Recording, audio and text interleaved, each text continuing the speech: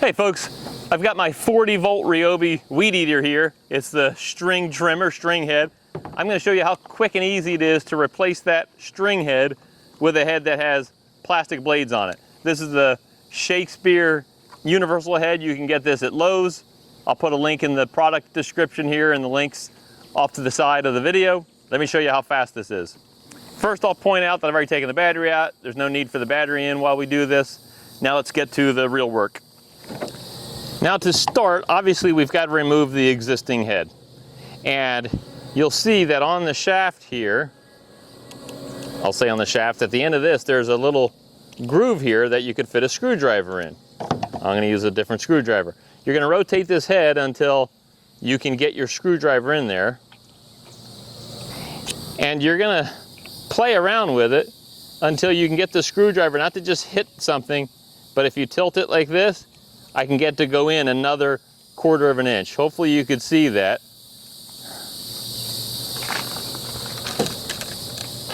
I want to give you a better angle here. Now hopefully you could see that. But I didn't just put the screwdriver in, because if you just push the screwdriver in, you hit something. But if you tilt it down like this, it'll go in a little bit further. Let's see here. Hopefully you saw that go in a little bit further. Once you've got the screwdriver in there like I showed you, like this, where it goes in further, you're gonna put your right hand, you can use either hand, but your right hand on this bottom piece, and you're gonna rotate this bottom piece clockwise as you're looking from this direction. So you know the whole thing righty-tighty? This is opposite. Weed eaters are typically opposite. It's righty-loosey. So I'm just gonna keep spinning that, and the screwdriver keeps the shaft that this is attached to from spinning, so we can unscrew it. Keep doing that until the whole thing falls off, like that.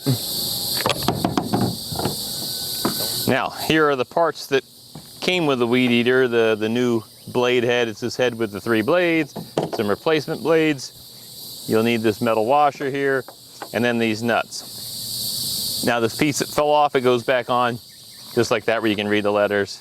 Doesn't really matter as long as it goes in there. Now the next thing you're gonna do, take these parts, the nuts and bolts that came with the set, and you're gonna look for a nut that screws on here by hand lightly. And apparently I just guessed right. Remember, lefty-tighty here, not righty-tighty. This is the one. This one fits perfectly. So I know that that's what I'm going to use. Get this other stuff out of the way. What you'll do next is take this metal washer that came with the weed eater head. Just place that over the top there. Take this weed eater blade head, and you're going to put it, well, let me start. You're going to take that weed eater blade head, take the nut that we found, and you're going to put the nut inside this hexagon shaped hole so till it goes in there nicely. And because of that hexagon shape, this will actually be the wrench we use. You'll want your screwdriver from before, because we're going to have to hold that shaft from turning. So remember, we're going to put it at this angle like we did before. But take your weed eater head, the blade head, and what you may have to do is use your pinky, something like that. If you got small fingers, you can get it in there. I'm going to use my pinky to hold that nut from pushing out so that I can get it started on that shaft. Lefty-tighty, so counterclockwise here. I'm just going to spin that until it tightens. Now, to get it really tight, you're going to have to put the screwdriver back in here into the shank, into the shaft, to hold the shaft from moving, and then I can tighten this even further. So you're going to do it pretty tight by hand, and that's all we've got to do on that part. Now, you'll need to inspect it